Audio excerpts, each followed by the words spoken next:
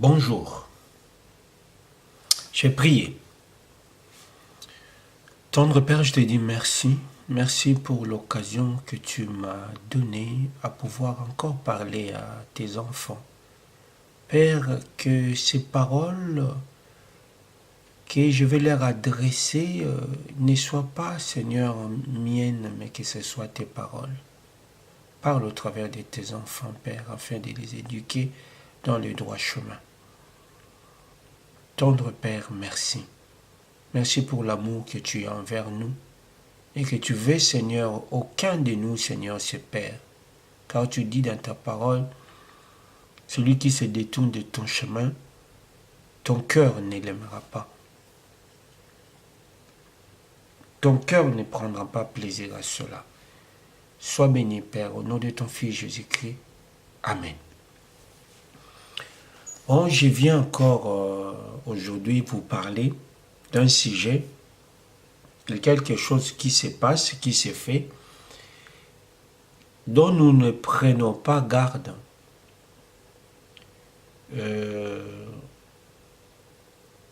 C'est quelque chose de très subtil, mais qui rentre petit à petit et ça détruit, ça embrase la vie de quelqu'un. Je vais vous parler de forteresse spirituelle. Je pense que le mot, vous pouvez comprendre le mot forteresse, c'est comme, c'est l'exemple biblique, c'est qu'on attend beaucoup. Je pense que chacun a dû attendre cette histoire de Jéricho. Jéricho, c'était une forteresse. Et dans la Bible, la Bible, Dieu en parle aussi beaucoup de forteresse. Alors, Jéricho était une ville impénétrable. Donc, Dieu maintenant, comme il avait résolu de sauver Rahab, il devait détruire cette forteresse. Alors, vous connaissez l'histoire. Donc, c'est un mur monté pour protéger une ville ou pour filtrer les gens qui peuvent rentrer ou sortir d'une ville. Ceux qui peuvent rentrer ou ceux qui peuvent sortir. Alors, les hommes arrivent aussi à créer, à monter une forteresse spirituelle. Comment l'homme arrive-t-il à monter cette forteresse spirituelle? C'est ça ce que je veux vous parler. C'est quelque chose de très subtil. On a une habitude de fois mauvaise qui fait que nous montons petit à petit une forteresse. Les jours peuvent venir pour que quand tu veux faire quelque chose, mais il y a un mur infranchissable et que tu ne peux plus passer. Parce que toi-même, tu as créé cette forteresse. Nous avons des fois à murmurer. Quand nous murmurons, la Bible dit murmure, nous formons des murs. Et maintenant, il y a un moment où tu veux passer maintenant au travers de ce mur, tu ne peux pas. Il me vient à l'idée même quand je vous parle de ce mur. Vous connaissez, je pense que vous avez appris l'histoire de Moïse quand il avait envoyé des espions. Les espions, quand ils sont revenus pour informer à Moïse ce qu'ils ont vu, et les 10 espions qui parlaient des géants et tout, et maintenant, le les enfants d'Israël commençaient à pleurer, à murmurer, pourquoi Dieu nous a envoyés comme ça et tout et tout. Dieu a dit quoi?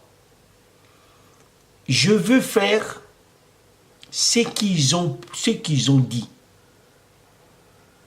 Je veux les détruire à partir de leurs pensées. Ce n'est pas Dieu qui a fait, mais par leurs pensées, alors, Dieu a fait qui les a détruits.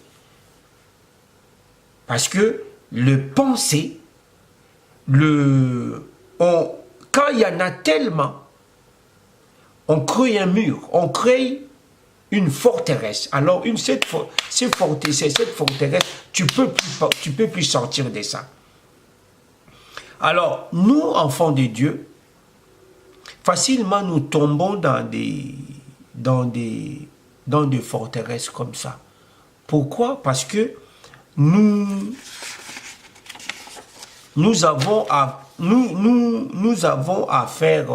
faisons des choses qui fait que nous créons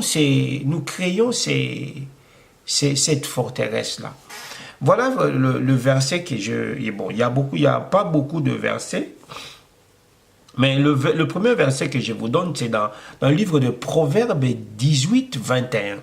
Proverbes 18, 21. Qu'est-ce dit ce proverbe? Je pense que vous connaissez le proverbe qui dit « La mort et la vie sont au pouvoir de la langue. Quiconque l'aime en mangera le fruit. » La mort et la vie sont au pouvoir de la langue. Quiconque l'aime en mangera le fruit.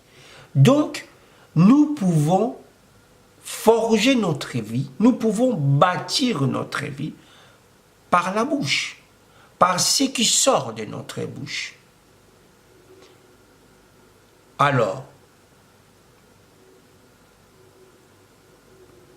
il y a encore un verset qui dit, Proverbe 18, 21, c'est dans le même cadre, hein, 18, 21 qui suit, c'est du fruit de sa bouche que l'homme rassasie son corps. Proverbe 18, 20, c'est du fruit de sa bouche que l'homme rassasie son corps. C'est du produit de ses lèvres qu'il se rassasie. Je pense que vous comprenez, tu mangeras, tu rassasieras ta vie par ce qui sort de ta bouche. On peut bâtir sa vie, on peut mener une bonne vie à partir de ce qui sort de notre bouche.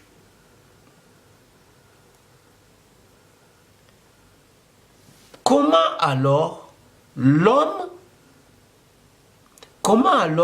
parce que la bouche,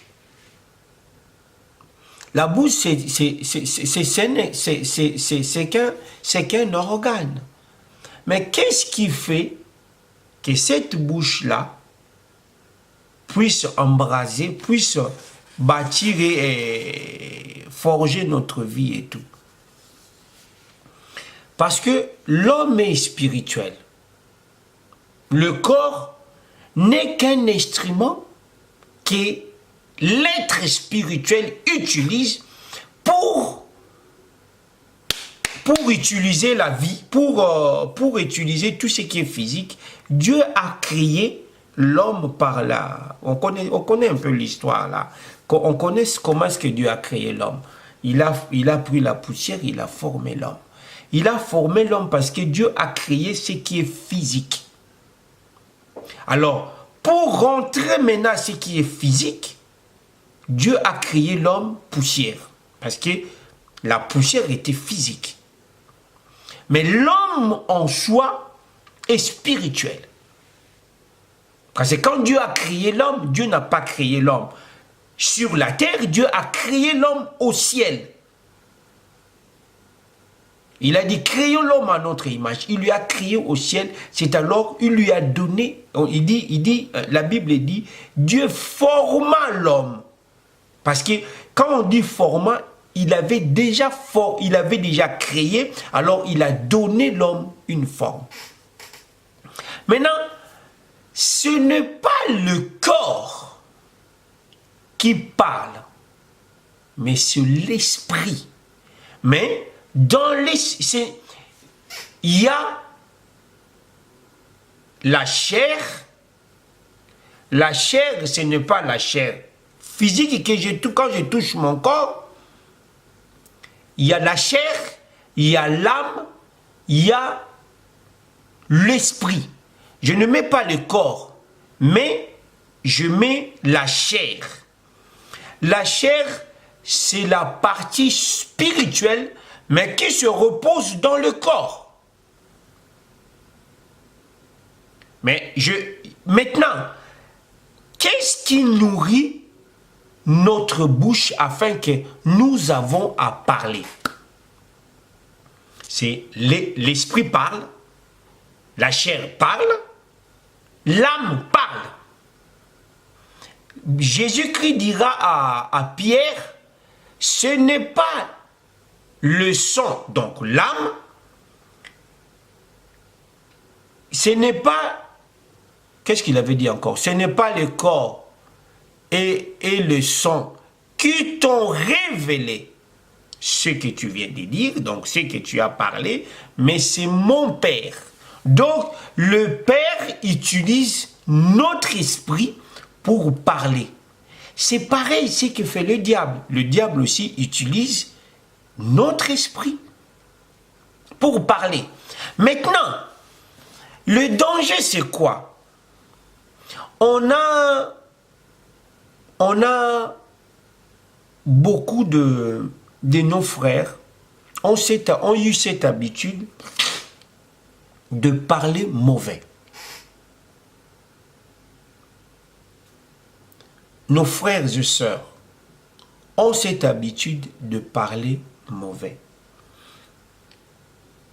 Je vais vous donner comment est-ce que l'homme parvient au salut. Comment est-ce que l'homme arrive à acquérir le salut auprès de Dieu? La Bible dit quoi? C'est en croyant du cœur et en confessant de la bouche. Que Dieu fait quoi? Que Dieu acte. J'ai cru dans mon cœur, je le confessais, alors je le salue. C'est en croyant du cœur, en confessant de la bouche, alors Dieu acte. Dieu prend cela en considération. Alors il dit, tu es sauvé. C'est pour cela, dans l'église, quand le pasteur a parlé, a prêché, que fait le pasteur? Il prend, il dit, c'est celui qui a cru et celui qui a été interpellé par la prédication, s'il peut passer, qu'on puisse prier. Et la personne avance, on lui donne, on appelle la prière du salut. On l'amène à confesser. C'est que s'il a cru dans le cœur. Si tu n'as pas cru, ce geste-là ne sert à rien. Maintenant, la parole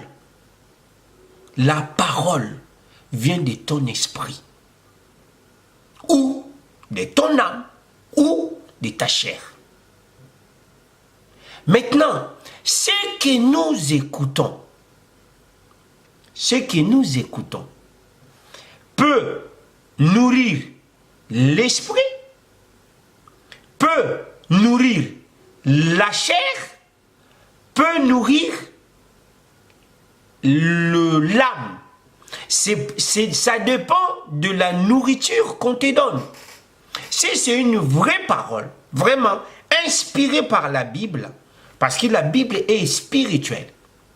La Bible, c'est le Saint-Esprit qui l'a révélé. Il a donné à l'homme. Il a parlé au travers de l'homme, où l'homme a écrit. Il y a le verset de Hébreux qui le dit, que cette parole a été inspirée par le Saint-Esprit. Mais ce que nous écoutons, que nous mettons dans nos cœurs, que nous répétons, fait que, comme dit le verset, c'est du fruit de ta bouche que l'homme, de sa bouche, que l'homme rassasie son corps. Ton corps, ton corps, tu le bâtis par ce qui sort de ta bouche. Maintenant, on a cette mauvaise habitude. Les gens viennent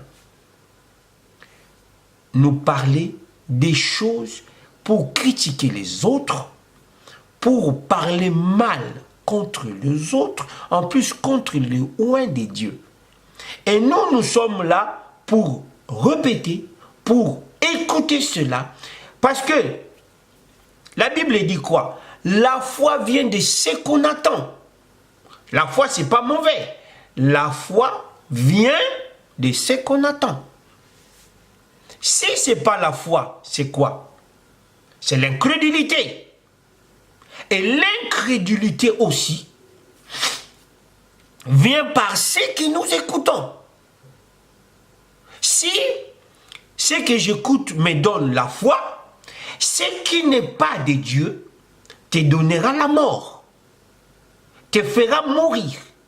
Mes frères, il y a quelque chose de très subtil que nous avons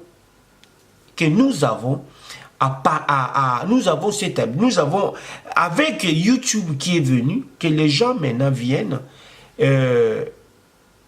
parler de tout et de rien. Quelqu'un qui s'élève, comme moi je peux dire, je connais le verset, je viens vous parler. Mais si je ne vous parle pas d'un esprit vrai, je vous fais mourir. C'est dangereux. C'est dangereux. C'est une charge énorme quand je me mets à parler de quelque chose qui ne vous construit pas. Quelqu'un qui vient de Dieu, il n'est pas à injurier quiconque. Je pense que vous si vous remarquez, dans mes vidéos, je ne suis pas là pour venir critiquer ou pour venir injurier qui que ce soit. Même si je vois un pasteur qui est mauvais, je ne dirai pas là devant pour vous dire, ah, voilà, c'est escroc, c'est voleur. Mes frères, ce qui sort de ma bouche, je le fais manger.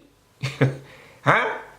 J'ai nourri ou soit mon âme, ou soit mon esprit, ou soit la chair. C'est Dieu l'a fait comme ça. C'est comme ça. Ce n'est pas Dieu a formé l'homme, mais quand Dieu a formé l'homme, l'homme doit vivre, mais pour vivre spirituellement, c'est vrai, les corps, c'est par la nourriture. Les corps, c'est par la nourriture. Mais l'âme et l'esprit, ils ne mangent pas la nourriture. La nourriture, ce n'est pas pour eux. La nourriture, ce n'est pas pour l'esprit et l'âme. Mais tout ce qui sort de la bouche, c'est cela la nourriture de l'âme et de la chair et de notre esprit. Et c'est cela qui fait que nous vivrons ou nous vivrons ou soit au ciel ou en enfer. C'est par notre déclaration de la bouche. C'est par la bouche que nous faisons des choix. L'homme a le pouvoir de faire un choix. Mais quel est ce choix? Mes frères, quand nous nous mettons à critiquer, à écouter des choses qui ne nourrissent pas notre esprit, nous devons chercher la nourriture spirituelle qui nourrit notre esprit. Mais si nous mangeons la nourriture qui ne nourrit pas l'esprit, nous donnons à la mort. C'est notre choix. Le choix est pour nous. C'est nous qui avons le pouvoir de choisir seule la nourriture que nous voulons. Quand nous mangeons la nourriture qui amène à la mort, nous mourrons. Alors, peut-être un exemple simple. Aujourd'hui, il y a beaucoup qui disent l'argent c'est mauvais. Ah, ils nous montrent la dîme, c'est pas bon. Les offrandes, c'est pour le pasteur. On parle.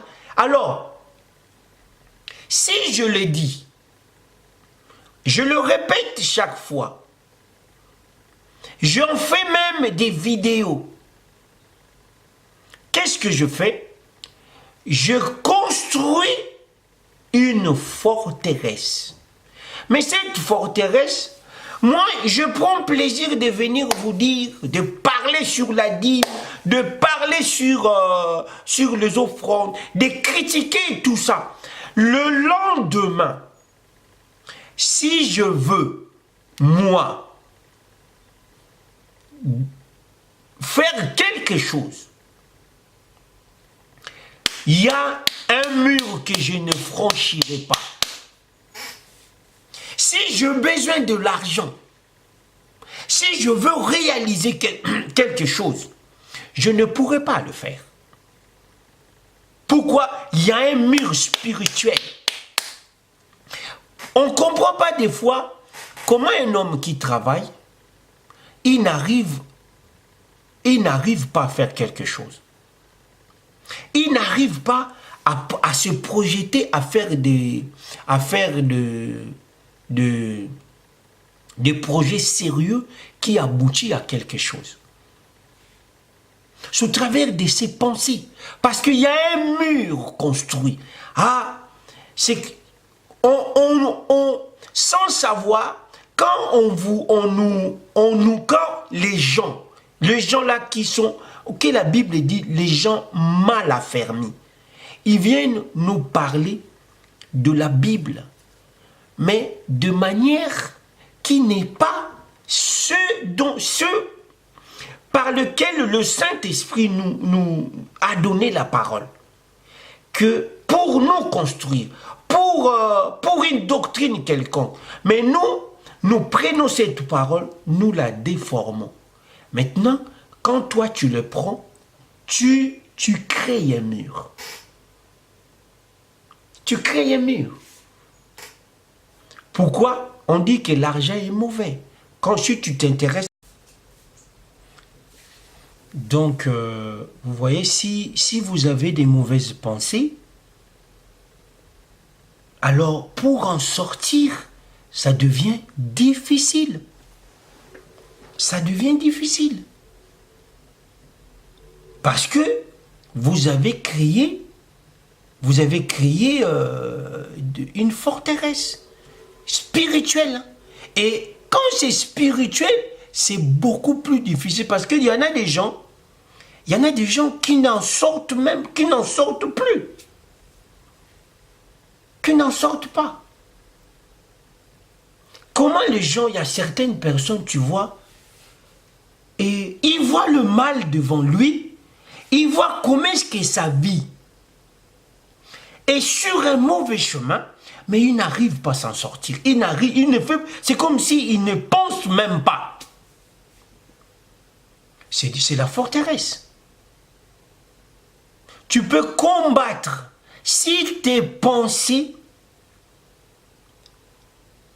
si tes pensées ne sont pas vraiment basées sur la parole, ça te sera difficile de t'en sortir. Ça te sera difficile de t'en sortir. Et surtout, ce qui se passe, nous critiquons. Quand quelqu'un critique, c'est un problème de l'âme. Quand quelqu'un critique, c'est un problème de l'âme. Parce que quelqu'un qui a un problème, qui a une âme blessée, il a la facilité de critiquer les autres. Quelqu'un que je ne connais pas, quelqu'un que je ne connais pas. Comment je peux venir devant les gens, commencer à parler mal de cet homme, de ce pasteur? Je ne connais pas sa vie. Je ne connais pas sa vie. Dire que c'est un voleur, de quoi tu as vu qu'il est voleur? Parce qu'il demande la dîme. Hein? Mais vous lisez la parole. Comment? Moi, j'ai été choqué ces jours. Dieu m'a parlé sur ce qui concerne la dîme au travers de l'histoire d'Élie qui est parti chez la veuve de Sarepta. Dieu m'a parlé sur, parce que j'étais aussi comme ça dans des dîmes. Hein. Dieu m'a parlé. Et ça fait longtemps. Mais j'ai mis du temps pour pouvoir vraiment m'acquérir de cette vérité. J'ai mis du temps. Comment? Je me suis dit, mais comment cet homme, Dieu peut envoyer quelqu'un chez une femme qui n'a rien, qui avait qu'un bout de farine et de l'huile. Mais il a dit, fais ça à moi avant. Fais ça à moi. Fais-moi ça. Fais-moi les gâteaux. Mais la femme n'a pas résisté. Elle a fait plutôt. Après, elle a vu la farine ne cessait pas de... Chaque fois il avait à faire à manger, il y avait la farine et l'huile. Mais ça, c'est une réalité. Hein? C'est une réalité. Et c'est cette réalité, vous pensez que Jésus est venu changer ça? Non. Jésus a dit, je ne suis pas venu abolir la loi. Jésus a dit, je ne suis pas venu abolir la loi, mais je suis venu l'accomplir. Il est venu accomplir la loi. Ce n'est pas qu'il est venu mettre fin. Lui-même, il a pratiqué la loi. Jésus a pratiqué la loi. Mes frères, Jésus a pratiqué la loi.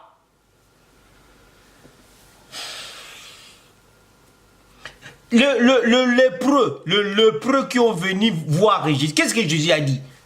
Il devait les guérir simplement. Il a dit, allez vous faire voir chez les sacrificateurs. C'était quoi? C'était la loi.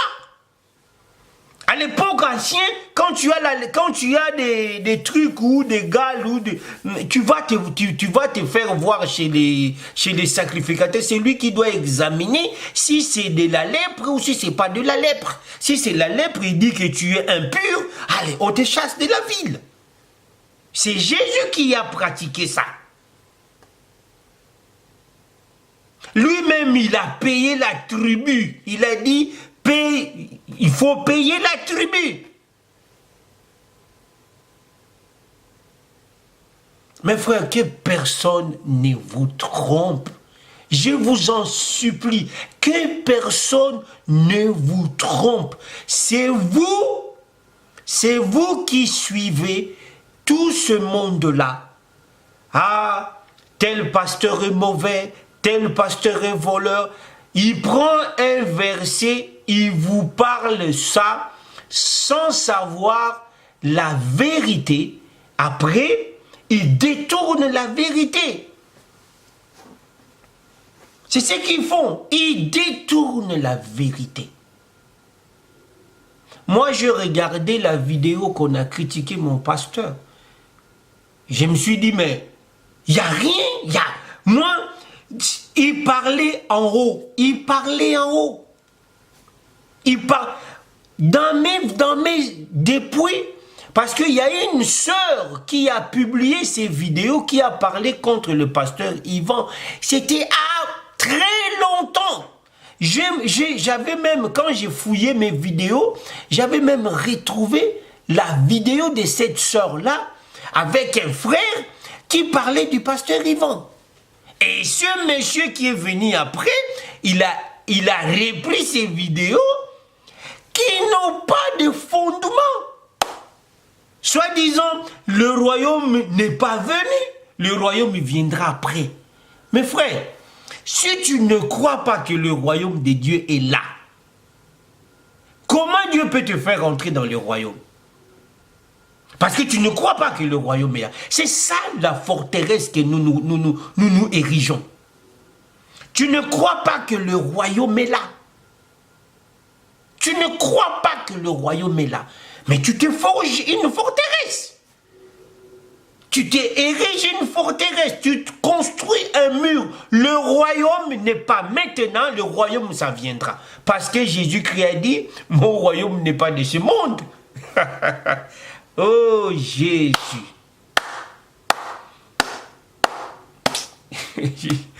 Ça commence à déborder.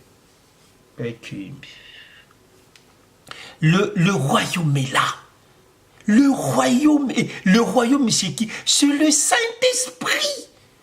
Le royaume, c'est le Saint-Esprit. Si tu ne crois pas, il te sera difficile. Difficile. La Bible dit, j'ai fait toute une vidéo sur le royaume. L'homme naît à un lieu. Mais ces lieux, c'est le Saint-Esprit. Le Saint-Esprit, c'est pas pour en faire encore une vidéo, mais il faut regarder dans mes vidéos sur le royaume s'il est à venir ou il est déjà là. Et quand tu as des pensées comme ça, tu t'ériges une forteresse. Mais le lendemain, maintenant, pour rentrer, ça devient difficile. Ça devient difficile.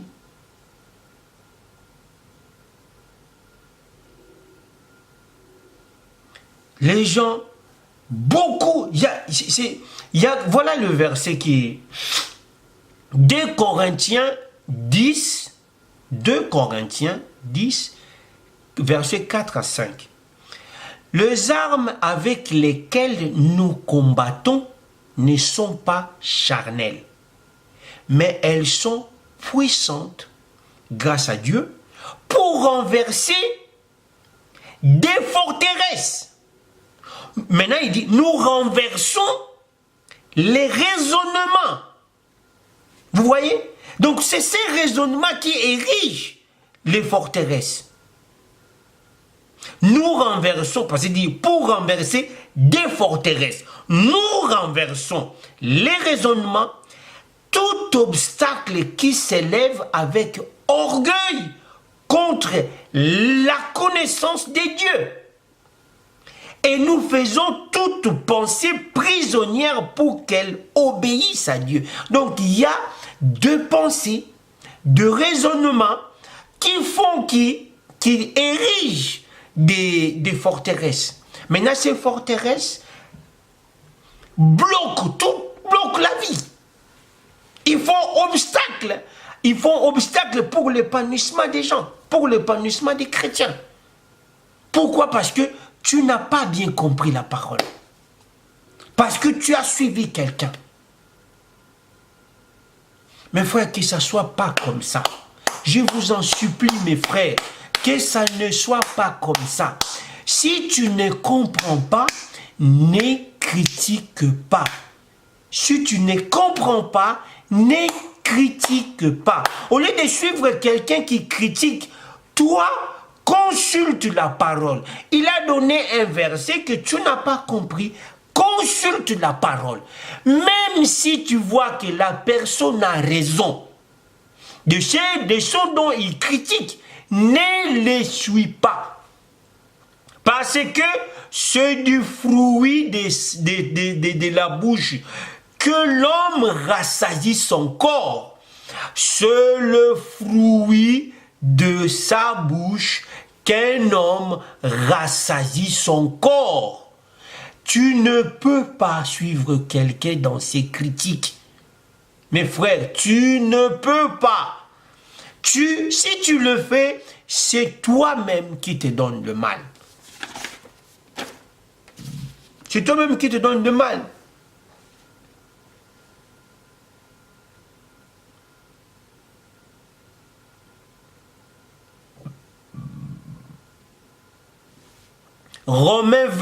Proverbe 21, 6. Des trésors acquis par une langue mensongère sont une vanité fugitive et l'avant-coureur de la mort. Proverbe 21:6. Des trésors acquis par une langue mensongère sont une vanité fugitive et l'avant-coureur de la mort.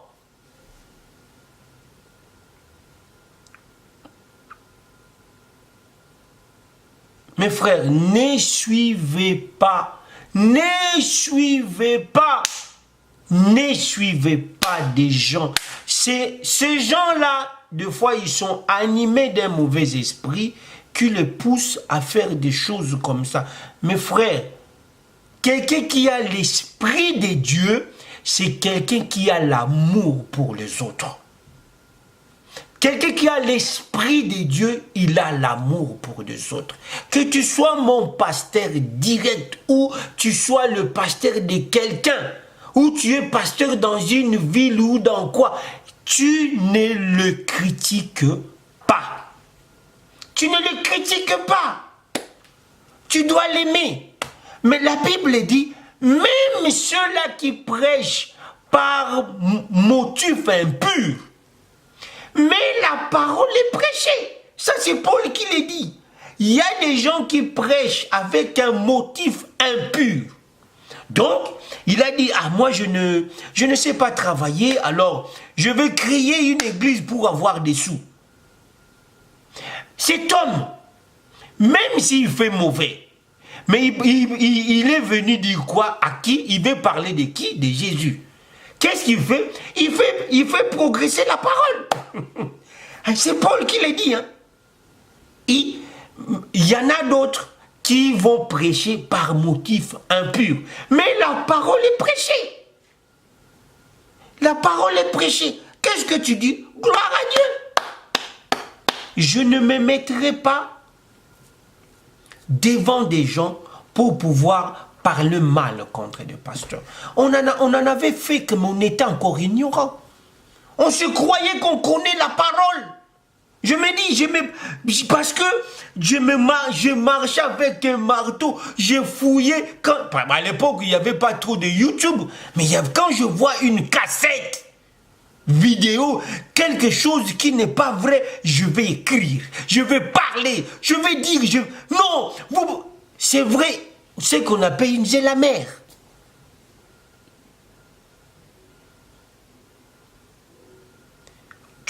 Soi-disant, tu penses que tu as du zèle pour Dieu, mais c'est du zèle amer.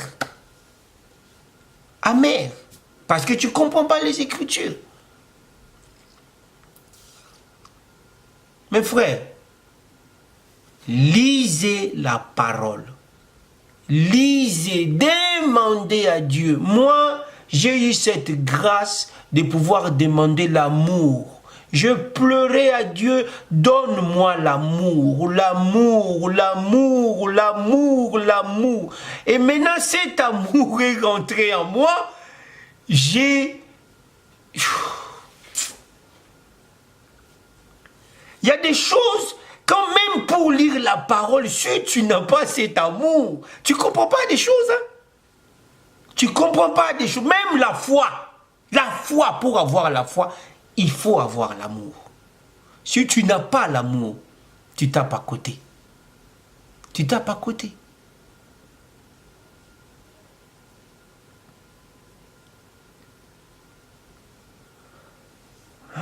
Malheureusement, c'est ce qui s'est fait.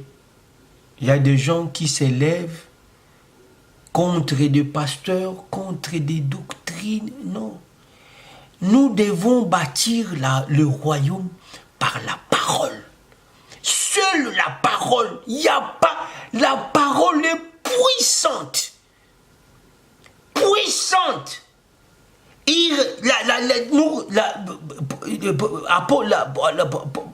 Paul le dit, les armes avec lesquelles nous combattons, elles ne sont pas charnelles, mais elles sont puissantes.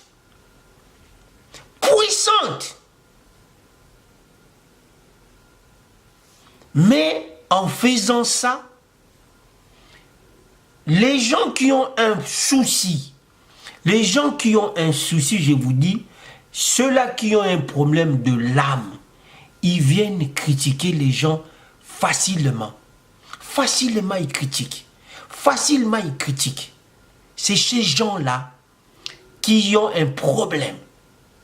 Mes frères, c'est ces gens-là qui ont un problème de l'âme.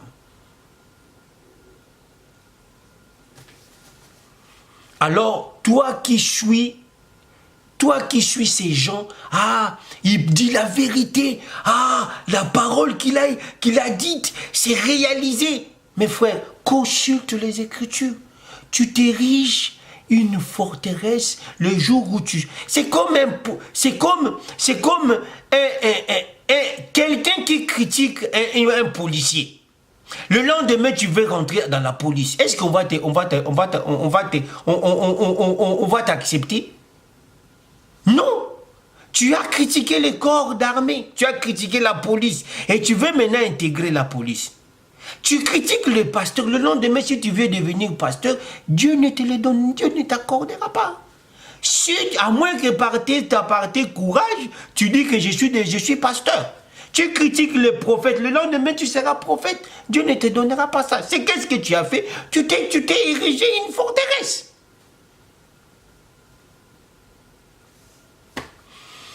Que Dieu soit avec vous, que sa gloire soit manifeste parmi nous. Mes frères, je le répète, comment un homme qui peut s'élever, détruire son église, son entreprise. Parce que cet homme, il disait, non, toi tu aimes trop l'argent, moi j'aime pas l'argent, parce que ceux-là qui aiment l'argent n'iront pas au ciel. C'est ce qu'il me disait. Mais du jour au lendemain, il ferme sa société.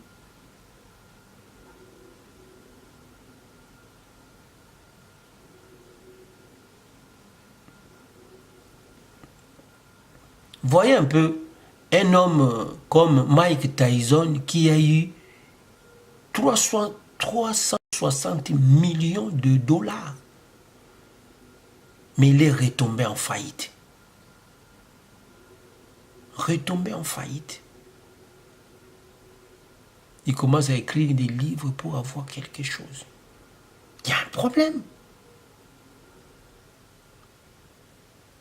Et eux, ils sont dans le monde. Mais ceux qui sont en Christ, ils sont comment?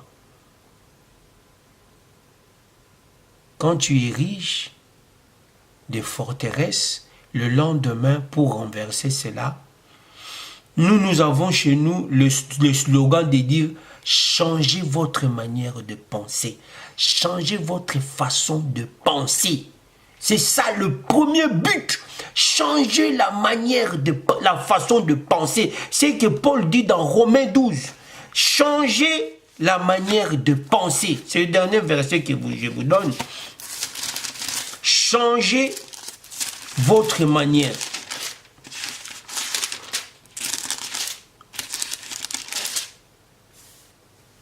Je vous exhorte donc, frères, par la compassion de Dieu, à offrir vos corps comme un sacrifice vivant, saint, agréable à Dieu, ce qui sera de votre part un culte raisonnable. Ne vous conformez pas au monde présent, mais soyez transformés par le renouvellement de l'intelligence, afin que vous discerniez quelle est la volonté de Dieu.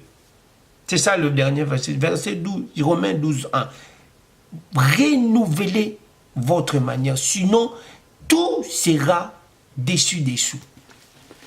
J'ai fait récemment une vidéo sur comment nous chrétiens, nous n'arrivons pas à contribuer dans nos assemblées.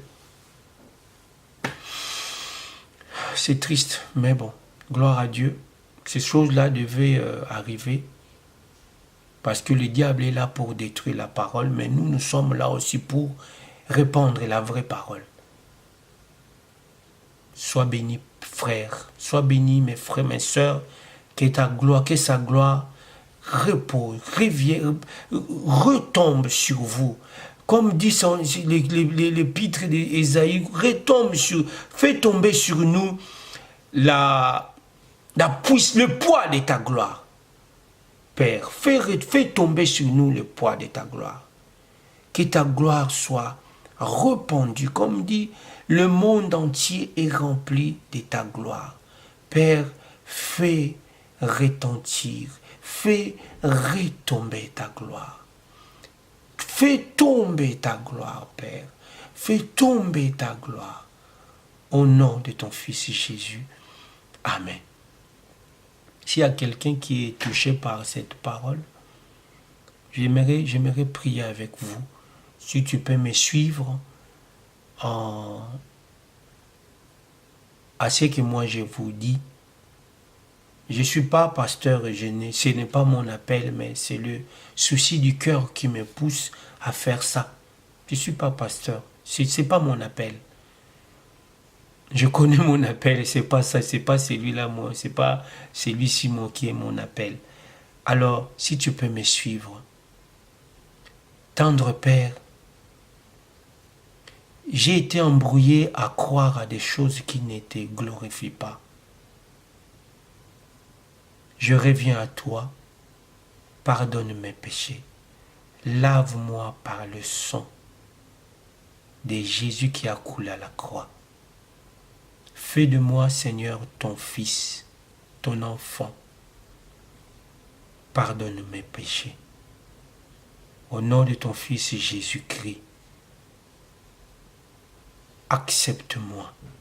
Reçois-moi, Seigneur, dans ta maison. Par le Saint-Esprit, pardonne mes péchés. Le reste de ma vie, je te la donne, Père. Au nom de ton Fils Jésus-Christ. Amen. Amen. Au revoir.